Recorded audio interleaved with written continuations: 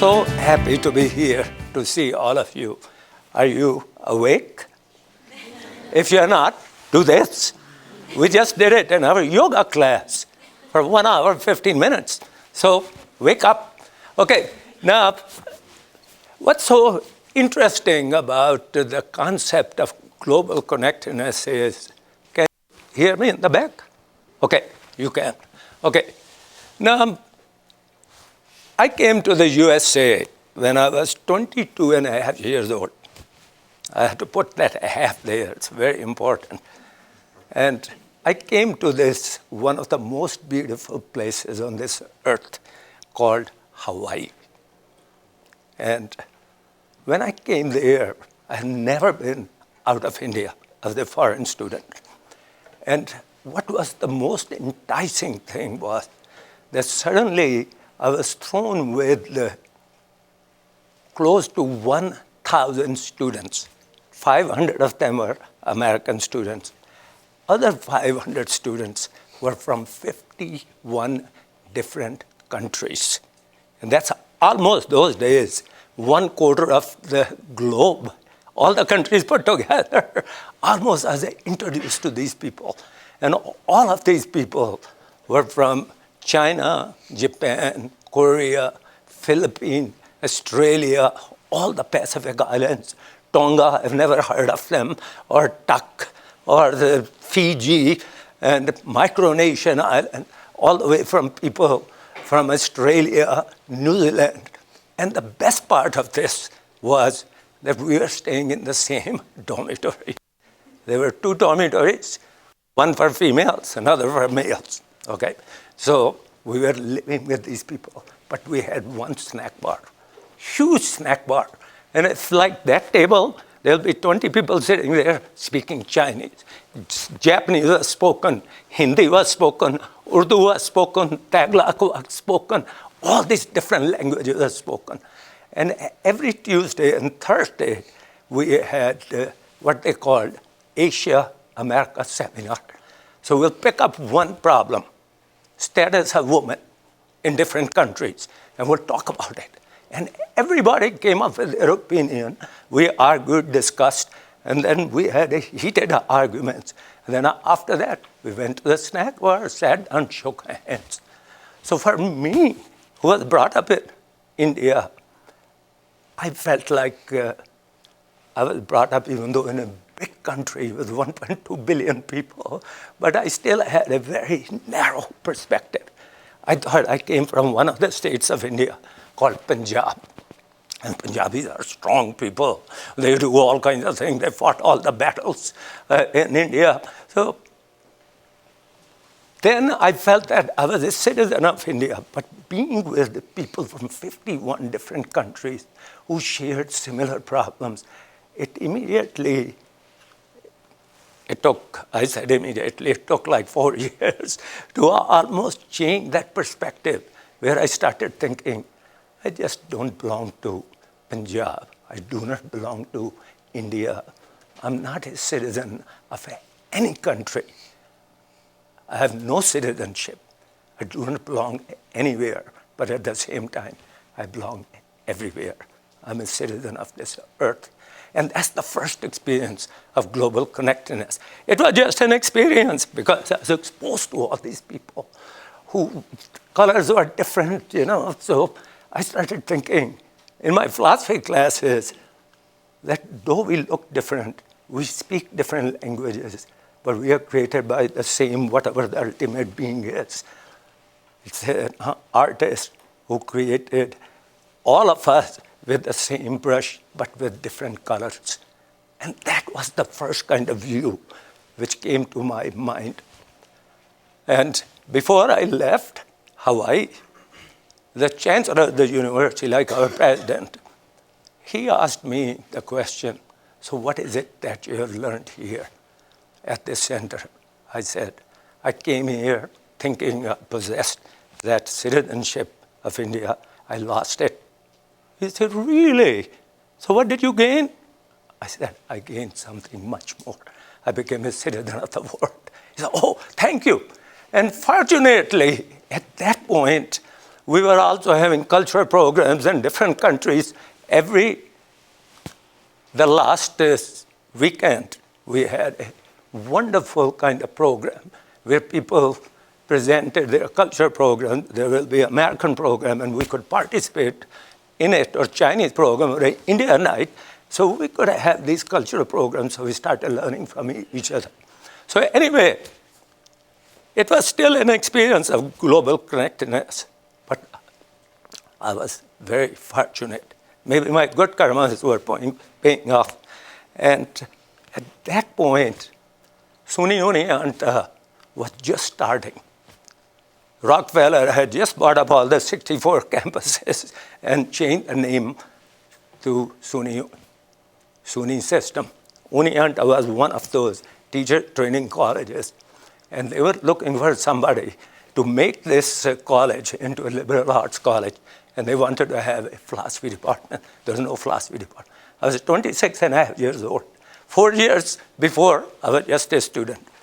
They asked me to start a new philosophy department. I was 26 and a half years old when I came to SUNY Oneonta. But my mind was saying, how are you going to take that experience of global connectedness, which you learned from those people from 51 different countries? What are you going to do with it? Here, the college gave us a free hand. We had to create a philosophy major, philosophy minor. We had to create philosophy concentration. So they had hired another gentleman. He was from Italy, Dr. Anthony Roda. So here we had Indo-Italian cooperation. We could do anything we wanted to. We said, how about starting Western philosophy, global philosophy? We can teach yoga, we can teach Indian, Chinese, Japanese philosophy. Because two of us were thinking about how can we look into the future, have a foresight. What will the world be like during the 21st century? And we said, well, India and China will be really the biggest players in the economic realm, in the cultural. So let's introduce these courses. So we were one of the first colleges and universities, not only in the SUNY system, but throughout the United States, which introduced Indian, Chinese, Japanese philosophy and yoga. Think about it. Many years ago, we didn't have this Fitzell Hall. We used to have the new Fitzell Hall, which became old. And I came during the first new Fitzell. Now I'm in the second new one. So anyway, that's a wonderful kind of experience. And I wrote my first book while I was sitting in the old Fitzell Hall when it was new. Okay, so it's an interesting kind of concept you have. So we are able to introduce world philosophy. We are able to bring comparative philosophy. We were able to teach Indian, Chinese, Japanese philosophy. Even we introduced yoga and meditation. And I've been teaching that for more than 40 years. And she's in one of the classes. She's here. We just finished teaching that up to 6 o'clock today. So then we said, how can we take this global connectedness to a step forward? And in 1979, I think most of you are not born at that point, we thought that we had at SUNY Oneonta a number of different programs. One study abroad program to Ireland, one to Israel, one to Germany, one to England. There was no program to Asian countries. So instead of teaching my students here about Indian philosophy, we decided to take them to India. And so we set up our first intercession study abroad program to India. And that was only for 3 weeks that we decided that it will take 20 students at a time. This is 79, 80. And for 5 days, we will teach them about Indian culture, Indian philosophy, Indian religion, politics. On weekends, we'll go and do some community service, work with Mother Teresa for a weekend, or work with refugees from Tibet, or work with lepers, and work with cancer patients, or buy some shirts and sweaters and give away to people or feed the people. But it was like a 3-weekend deal. So we ran that program 6 times. And then we thought that was not enough cultural immersion. So we had to change the program from 3 weeks to a semester-long program. And that way, we could take the students with us. First 3 weeks, they could learn the language, Hindi language, intensive Hindi. And students did that. Then the next 3 weeks, we could teach them about Indian culture. And then we could put the students up with families for a week and then give them 2 weeks to go pick up a topic. We'll send them to different parts of India to do research, and then they will come back and read their papers. And on weekends, we did all kinds of wonderful things. Go and see the Taj Mahal, take an elephant ride to the palace, or shake hands with a monkey, get a bear a hug. All kinds of good stuff was going on during that time. But that was still not enough. But just when all this was going so nicely, I was married to this beautiful lady, Nina, and unfortunately we found out that she has cancer, and they gave her 6 months to live. And we thought, oh, she's not going to die. She's, the pillar of this program. But she struggled with it. We still ran the program to India. When she survived for 5 years fighting with cancer. A month before she died, she said, oh, we have done all these great things. There's one thing which bothers me, and that is, when I'm dead, you forget me. So I said, Nina, and I had a gut feeling. I said, you'll never be forgotten. I can't build you a Taj Mahal. We'll build schools in your name. And we'll take your name, Nina. I'll combine my name, Ashok, will create a foundation. And I sold a house next door, which I rented to some of the students of that time. So we took the money, we started a charity, 501c3 charity with the IRS in New York State. And the goal was to promote literacy among female and minority children of the world. But then the old thing came back, that have a global vision, think globally, act locally. Originally, I'm from India, and you can hear it in my accent. I'm from India. Okay, so originally we said, okay, let's look at some global problems. When we were in Hawaii, these 51 people from 51 different countries, we were always talking about global problems.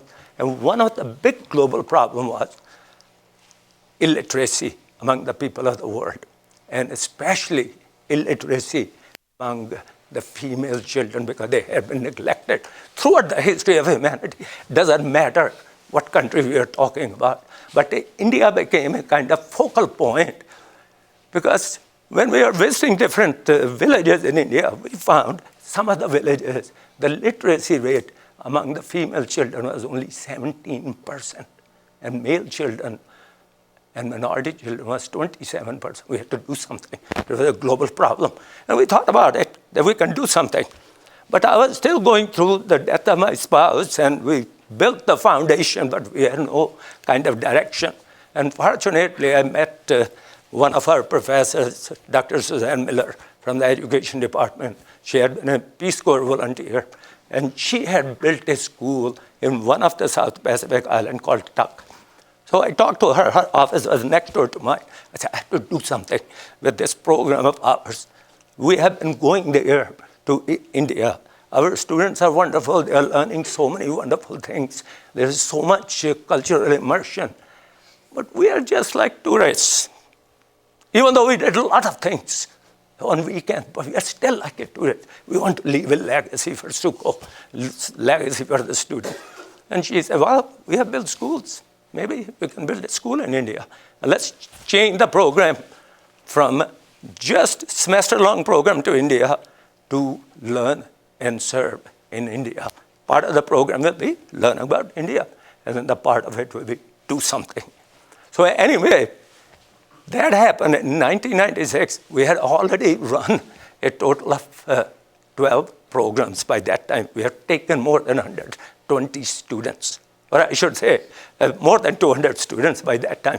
So we changed it to learn and serve. And so we went to India with 15 students.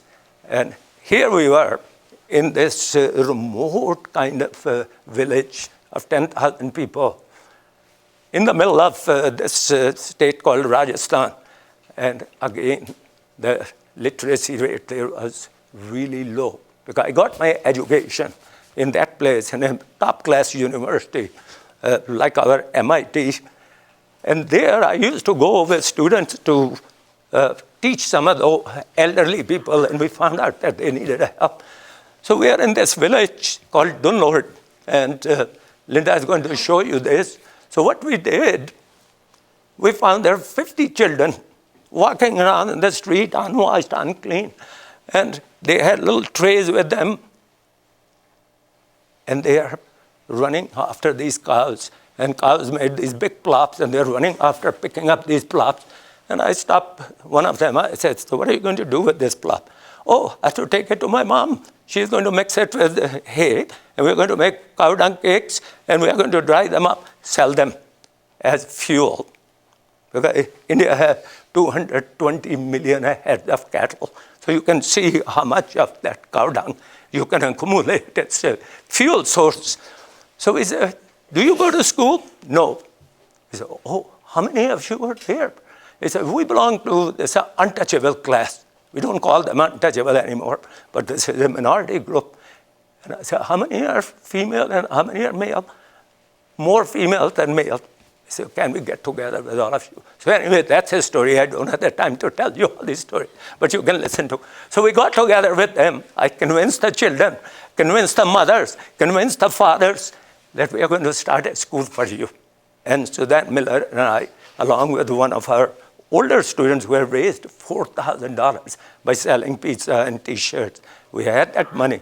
We started a school for these 50 children. I had to give them a lot of convincing talk, sitting on a sand dune, talking to them in Hindi. I speak 4 Indian languages. That helps, and I can understand them.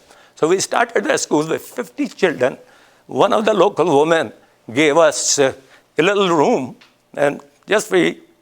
And after we ran the school for a year, I got a call from India that the local community got upset, and they said, we are going to close down the school. They put a big lock outside there because children were not doing the dirty work. They're not picking up the cow dung. They're not picking up the dead animal. They're not cleaning the latrines and so forth, because suddenly they were learning how to read and write and so forth. And so we convinced the local royalty, people who were very influential, to give us 4 stables. And you can see that's the way the school started, stables, to move the school from there to there. So we have moved from 80 to 160 children. And then we decided that we are going to build them a new school, start a new millennium. And we were very fortunate. We got a donation of $25,000 from France. A Frenchman was visiting there. So he put in there. Then in Trinidad, we raised some money. In America, we raised money. And we started a new millennium. And our students will never forget building that school. If you ask them, those 20 people, where were you when the new millennium started? In night before, they saw the Taj Mahal, sun setting on it. Next day, they were building that school. Now that school, which started with 50 children, now today has 680 children from age 3.5 to 18. And these kids who couldn't read or write had no tradition of education. Now they're speaking at least 3 languages. Their own Rajasthani language, regional language. They're speaking Hindi, the national language, and also English, the international language. They're computer literate. And out of those, that's the way it looks now. And out of those, we have 60 students who have finished their high school there. They're the first one in the history of that village. From that group, that they're finishing up their college degrees. When we went there in 96, they're like little 6 years old. Now they're 26 years old, older than most of you. And we are going to get together with these 60 students. We are going to have alumni New Year's Eve on the 31st of December this year. Linda and I are going to be there, sitting with them, have a bonfire, and listen to their stories. Beautiful story. 2 of them have finished their engineering degree. 2 are going to medical school. 30 of them going to business school. This is a miracle happening there. And in that town, we helped them rebuild their roads. We got some money from Empire Toyota. We got them a new water well. is pumping water in the middle of the desert.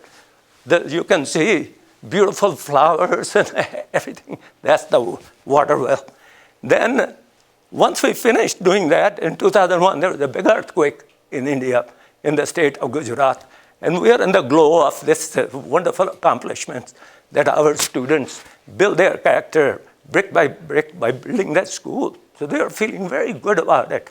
And we found out on 26th of January 2001, there was a big earthquake, 600 people in the state of Gujarat had become homeless. And villages after villages were destroyed. So we immediately summoned up our powers, got in touch with people in India, took one of the reporters from WKTV from Eureka and their cameraman to go with me to India. And we walked, used a jeep, granola bars, water bottle.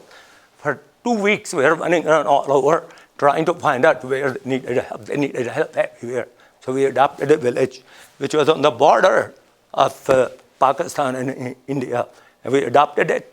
They never had any school there. So in the history of that village, last 1,000 years. So we helped them build a school there and also helped them rebuild the whole town in less than 3 months. And that school is flourishing now. They have 335 children from kindergarten to high school. They're building roads. Children are so excited. They're planting trees around it. They are also cleaning up the whole street. This year, Linda and I went there. The whole village had awful dirty water with bromide in it. So we got them a water filtration system. We opened it on 8th of January this year. And the whole village has now clean water.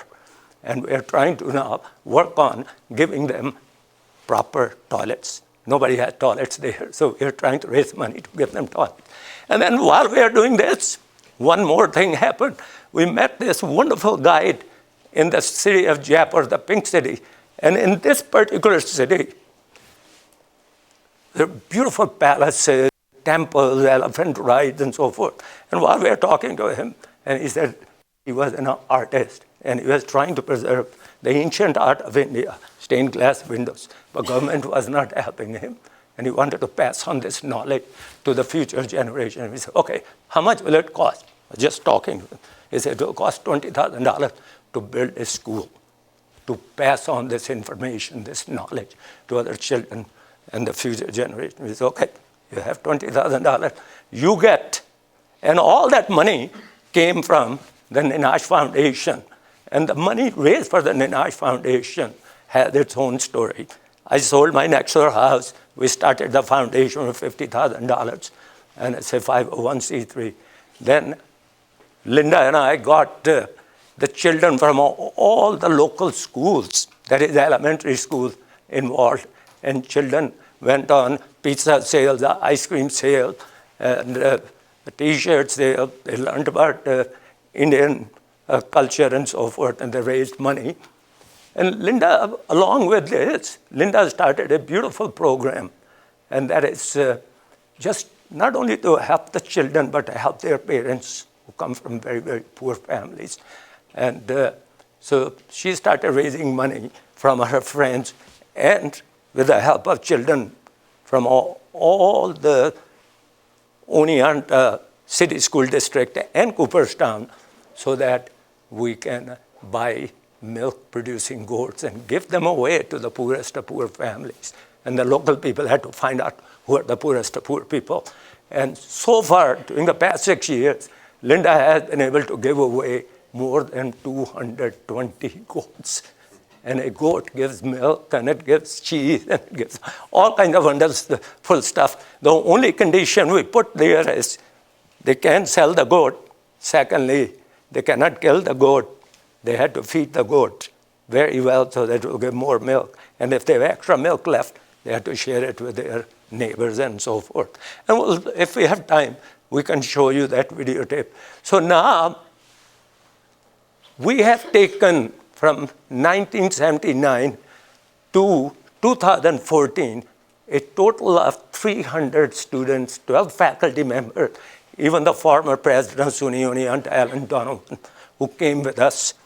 And at the present time, we have 6 schools going. We have 3 elementary schools, 2 high schools, 1 middle school, and total of 1,200 children. And the future is open for all this. Villages are uplifted, people's morale is up, more roads are coming up. Recently we are informed, where we started our first school, the roads were so bumpy that to go 100 miles, it took like 8 to 9 hours. And now they created a railway link between Delhi, New Delhi, and all the way to our first town. And you can actually be dropped off almost next to the school. And all kinds of colleges and universities are coming. So where these schools are located, they have become the hub of economic activity. And we have to constantly raise money through the UNY Foundation, because we have 1,200 children, 6 schools, we have 60 different teachers. And the total cost to run these schools, where children are learning 3 languages, they're computer literate, is $60,000 a year. That's not even the salary of one person in this country. And education is amazing. We had almost 100% graduation rate in each one of these schools. And when we go there, it's a wonderful, joyful experience.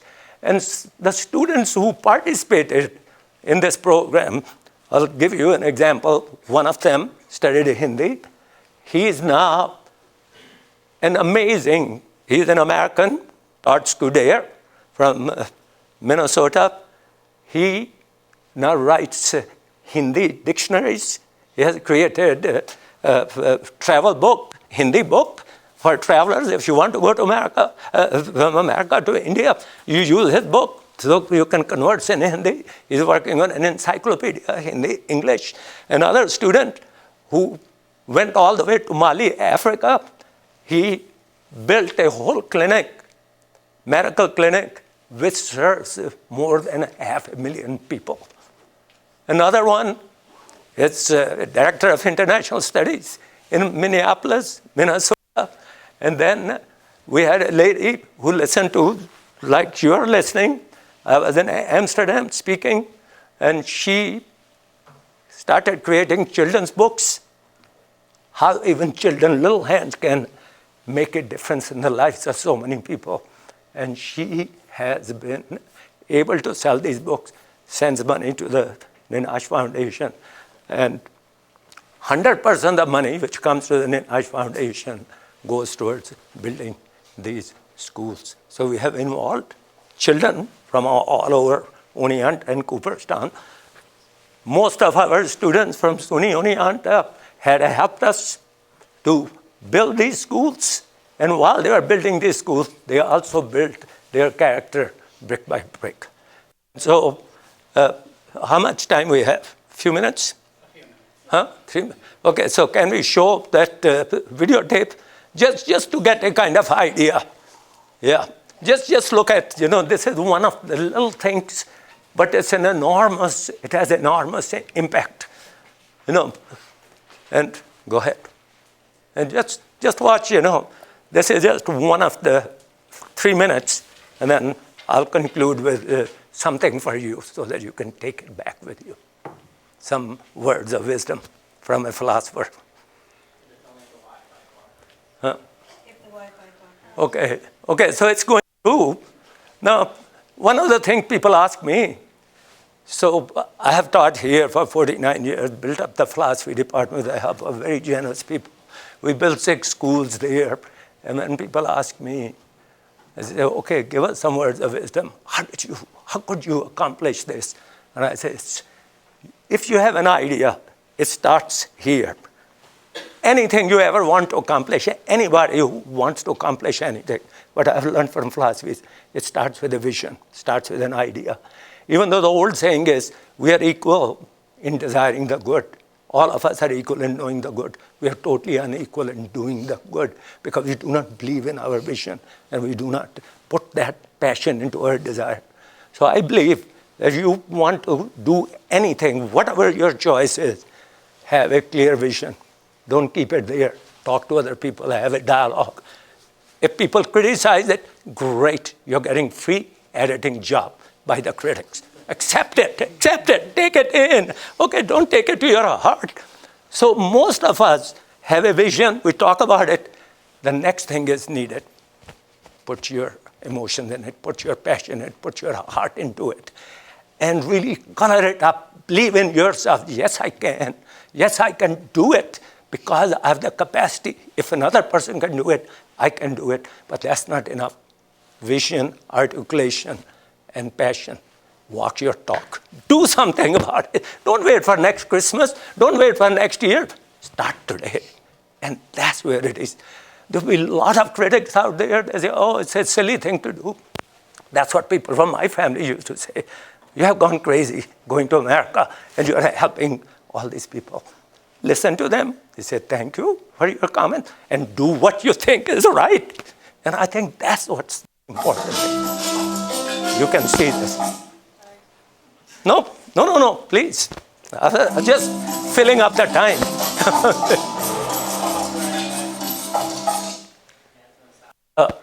What's happening?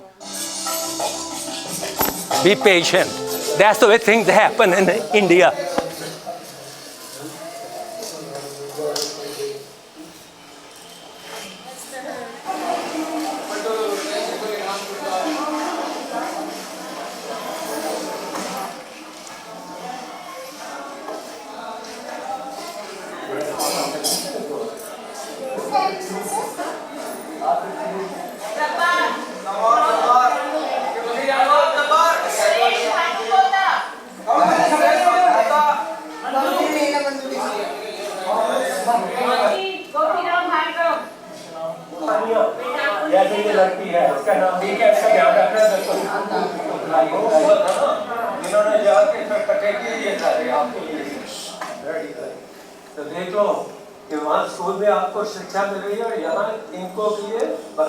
I'm speaking in Hindi.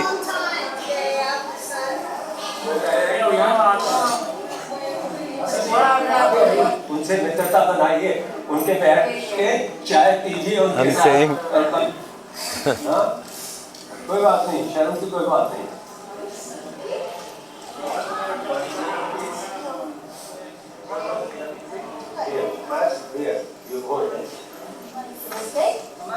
बकरी का नाम केसन। केसन कह सकते हैं? केसन। केसन। अच्छा।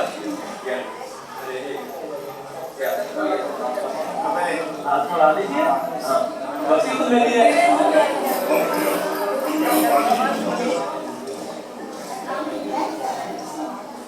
और भाई? वो आए हैं। अच्छा। मोर आता है। ले जाओ। बर्ची रामचंद्र मलाई।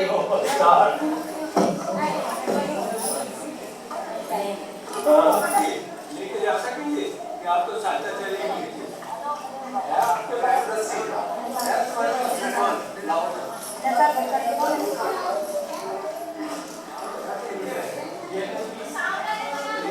ये कितना रखो? खूब दियो।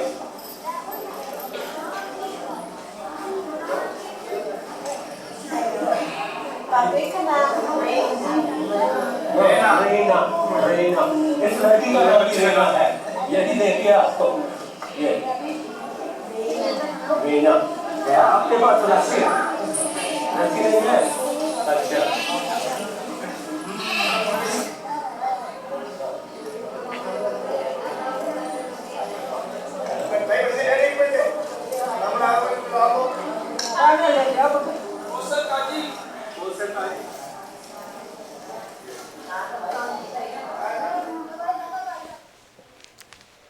Well, this is just one of the things we do there.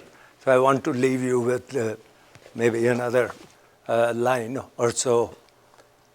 All of you have the potential to do anything you want to, but you have to put your passion in it. As I said earlier, it's doable. And the old saying is, whatever you do in your life, whatever profession you choose, only those of you will be happy who have done something for others. So if you live for yourself, you live only for yourself. If you live for others, you live forever. There's a statement coming out of Rumi, the ancient poet, Sufi, poet of Kenya, and I just modified it. And the statement is, when people say, when you're dead, where should we look for you? So I said, when I'm dead, don't look for me in the grave or in the ashes. Look for me in the hearts of those people who have served others and are still serving others. So I'll leave you with that note. Yeah, thank you.